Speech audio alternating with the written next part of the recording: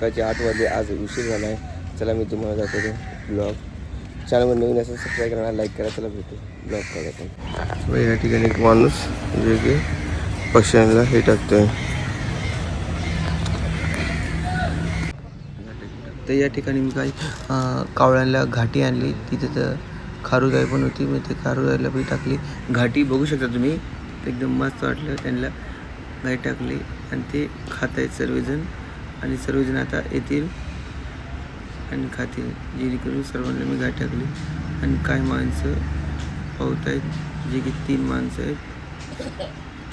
प्रत्येक सर्वजण आता येतील आणि हे सर्व संपून टाकतील घाटी.